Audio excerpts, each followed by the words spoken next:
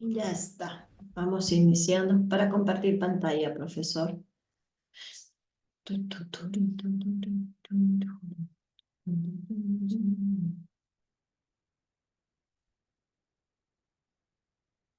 Ya está.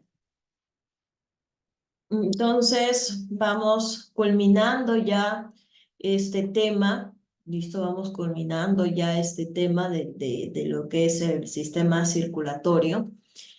Eh, y faltaría, bueno, recuerda que para esta semana nos habla acerca de dos, transporte y respiración. Esta semana paralelo CEPU.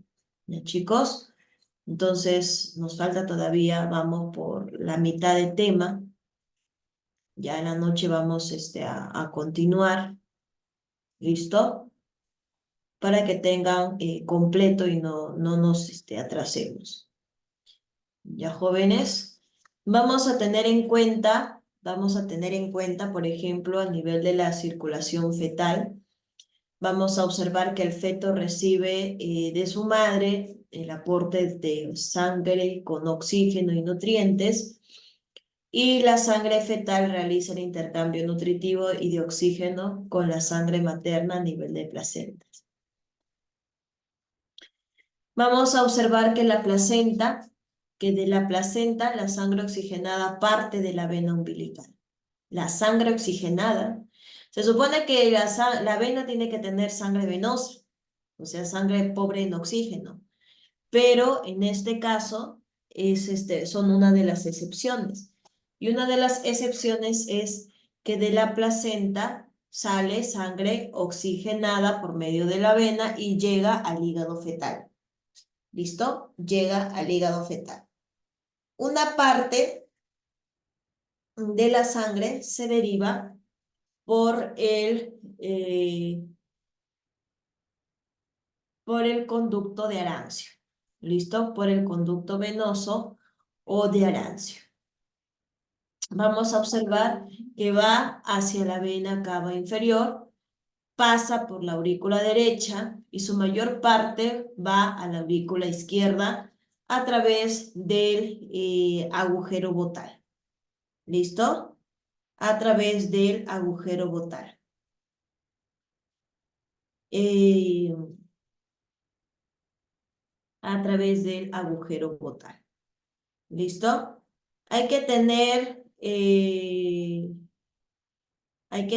por ejemplo, que esta sangre pasa posteriormente por el ventrículo izquierdo, la arteria aorta se distribuye a esta sangre, se distribuye la sangre oxigenada, ¿sí?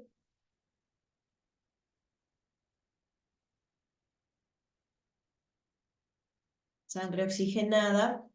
eh,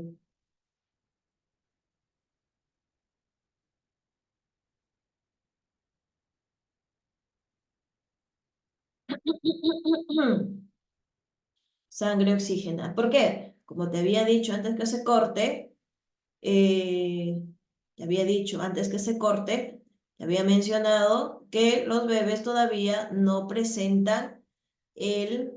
todavía no presentan los pulmones funcionales.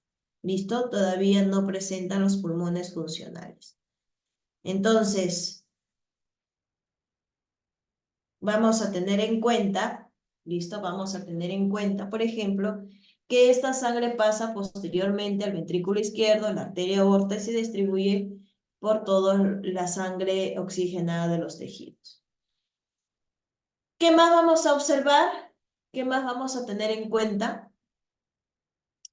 En este caso, que hablamos de la vena cava superior, tenemos que tener en cuenta aquí, por acá, por la vena cava inferior, mira la sangre que trae, por eso se dice que las venas son convergentes. ¿Listo? Por eso se dice que las venas son convergentes. Vamos a tener en cuenta, por ejemplo, que aparte de ser convergentes, vamos a observar, mira, por acá viene de la placenta y por acá, por este agujero botal, pasa. ¿Te das cuenta? Pasa. ¿Listo? No vemos que todavía esta arteria pulmonar no está activa todavía porque no va hacia los pulmones. ¿Listo? No hay todavía intercambio gaseoso. No hay. Cuando nacemos ya ahí hay intercambio gaseoso.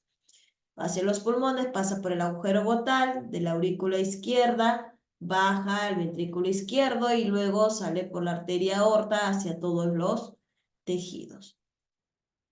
Listo, acá está la placenta, acá están las arterias umbilicales. Listo, arterias umbilicales. Entonces, nuevamente, aquí está el conducto arterioso.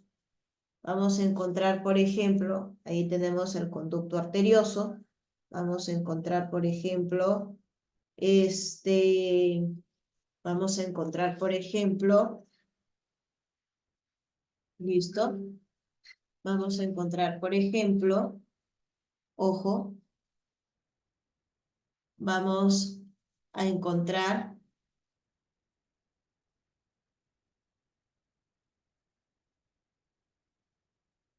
vamos a tener en cuenta, un momento, por favor.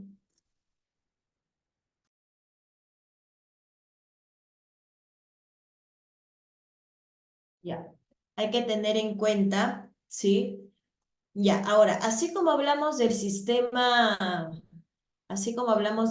circulatorio, hablamos del sistema respiratorio, porque son dos estructuras que van a estar ligadas, van a estar conectadas entre sí.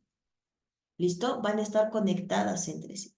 Por ejemplo, tenemos acá, si hablamos del sistema respiratorio, vamos a hablar de todo ese conjunto de órganos que se vamos a encontrarlos, por ejemplo, vamos a encontrarlos, eh, conducir el aire desde el exterior hacia los alvéolos, porque en los alvéolos es donde se da el intercambio gaseoso. En los alvéolos es donde vamos a encontrar el intercambio de oxígeno por dióxido de carbono. ¿Listo? Mira, vamos a observar, eh, por ejemplo, ojo, vamos a observar a nivel de faringe, a nivel de laringe, a nivel de tráquea, ¿listo? Faringe, laringe, tráquea. Vamos a tener en cuenta, ¿listo? Vamos a tener en cuenta faringe, laringe, tráquea. Bronquios, bronquiolos, ¿listo? Pulmones. Y vamos a ver que dentro de los pulmones vamos a encontrar bronquiolo respiratorio, sacos alveolares, alvéolos. ¿Listo? Todas estas estructuras van a permitir un flujo de oxígeno. ¿Listo? Un flujo de oxígeno. ¿Qué más vamos a tener en cuenta? Que el intercambio global de gases entre la atmósfera, la sangre y las células consiste en tres fenómenos básicos. Hablamos, por ejemplo, a nivel de la ventilación, comprende la inspiración, o sea, la entrada y la salida de los productos, entrada y salida, o sea, inspiración y expiración del aire entre la atmósfera y los pulmones. ¿Listo? Vamos a obtener, por ejemplo, vamos a obtener, por ejemplo,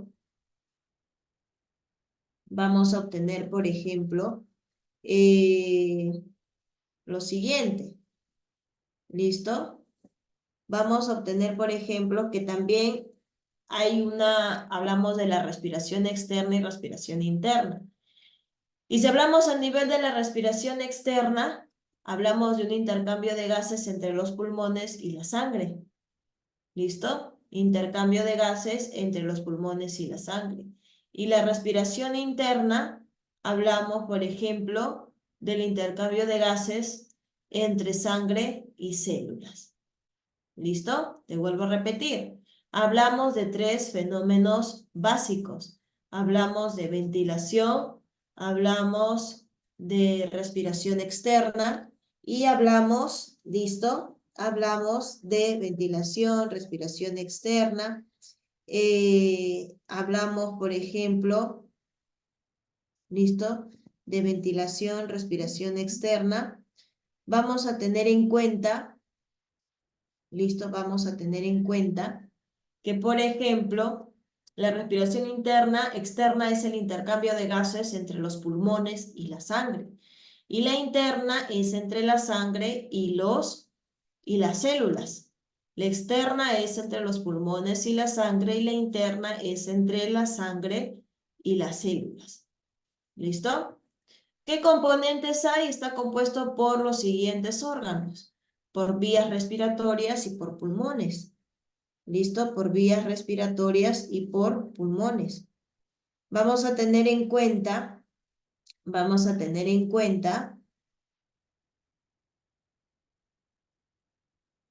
listo, vamos a tener en cuenta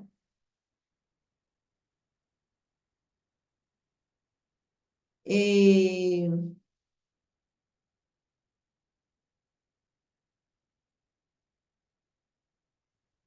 a nivel de las vías respiratorias. A nivel de las vías respiratorias, vamos a observar las fosas nasales, la faringe, la laringe, la tráquea, los bronquios, los bronquiolos, los bronquiolos terminales. Por ejemplo, si hablamos de las fosas nasales. Si hablamos de las fosas nasales, ¿listo? Si hablamos de las fosas nasales, vamos a observar, por ejemplo, que son dos cavidades que se encuentran acá divididas por el tabique nasal. ¿Listo? Son dos cavidades divididas por el tabique nasal. Y vamos a observar, ¿listo? Vamos a observar que va a tener dos estructuras externas de división y dos internas. Las externas son las narinas y las internas son las coanas. ¿Listo? Las externas son las narinas y las internas son las coanas. ¿Ok? Son las coanas. Entonces, ¿qué más vamos a obtener? ¿Listo? ¿Qué más vamos a obtener? Vamos a obtener, por ejemplo, lo siguiente. Está localizado aquí en la parte media de la cara, está localizado debajo del cráneo, en la parte superior en la cavidad oral. Y vamos a observar que acá hay una mucosa nasal. ¿Listo? Mucosa nasal. Vamos a tener, por ejemplo,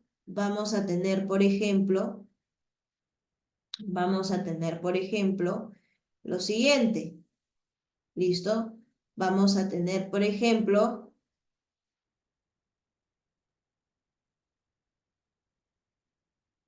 aquí está. Mucosa nasal. Por aquí vamos a observar que hay diferentes tipos, mira, huesos nasales, etmoides, vamos a tener, por ejemplo, maxilares superiores, ¿listo? Maxilares superiores. Y vamos a observar, ¿listo? Vamos a observar, por ejemplo, vamos a observar sus límites. Los límites vienen a ser, por ejemplo, el límite anterior son las narinas y el límite posterior son las coanas. Narinas y coanas. Las narinas se van a caracterizar, ¿por qué? Las narinas se caracterizan porque van a permitir, ¿listo? Las narinas se caracterizan porque van a permitir, en este caso, hablar. Vamos a encontrar acá narinas y coanas, poder límites, el límite entre las fosas nasales y la parte exterior, y las coanas entre las fosas nasales y la rinofaringe. Otro límite es el límite superior, hablamos del etmoides, o sea, la lámina cribosa del hueso etmoides. Por acá tenemos al palatino y al maxilar superior. ¿Listo? Y al maxilar superior. Vamos a tener en cuenta también, por ejemplo, acá a los cornetes superiores, cornetes medios y cornetes inferiores, superiores, medios e inferiores. Y acá tenemos a los cornetes laterales, ¿no? El superior y el medio no son independientes, o sea, forman parte del hueso etmoides. Y el cornete inferior, él sí forma parte del hueso etmoides, perdón, forma parte de las fosas nasales, pero como hueso independiente. ¿Cuál es la función de estos cornetes? Generan remolino del aire, o sea, cuando el aire ingresa por medio de la inspiración, lo que hacen es generar un remolino. ¿Para qué? Para que se pueda pegar las estructuras en las capas. Se pegan las estructuras. ¿Listo? Las estructuras se pegan y permiten que las partículas queden suspendidas. Entonces, el aire queda pegado en la mucosa nasal. Y es por eso que cuando tú vas a jugar fútbol, de un momento a otro tienes moquito seco. Eso es moco que ha capturado partículas de polvo y patógenos. Por eso el moco no se come, ¿entiendes?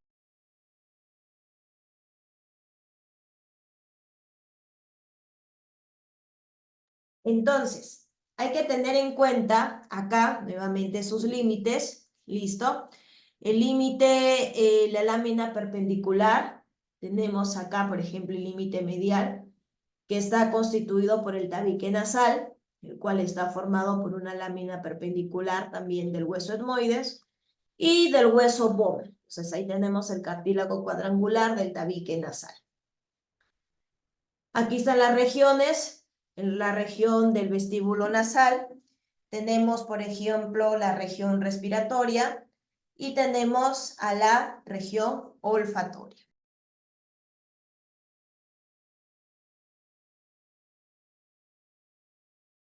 Ya. En este caso, por ejemplo, vamos a continuar por acá. En el caso de la región del vestíbulo nasal, es la porción más anterior. ¿Listo? Es la porción más dilatada de las fosas nasales.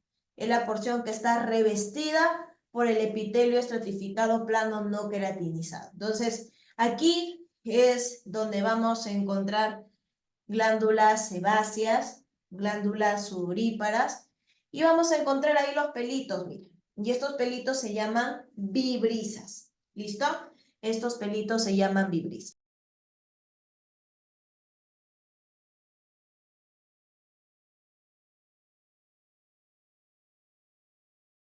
Muy bien, chicos. Entonces, a nivel de la región respiratoria, vamos a tener en cuenta que esta región está está revestida por un epitelio respiratorio.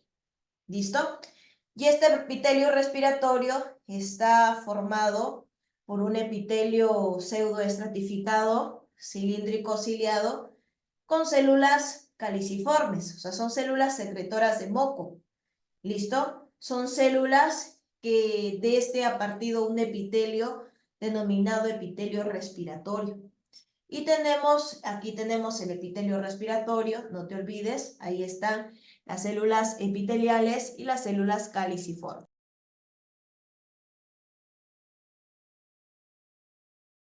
Muy bien, chicos. Entonces, ya. Aquí está, mira las células caliciformes que forman parte del ciclo del tejido pseudoestratificado. Y como te vas a dar cuenta, alrededor de todas estas estructuras, ¿listo? De todo esto va a tener pseudoestratificado.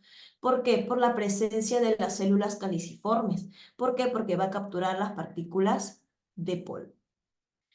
Muy bien, chicos, de acá vamos a continuar en la noche, a las 8 de la noche. Por favor, conectados todos. Nos vemos, chicos. Hasta luego. Hasta luego, profesor.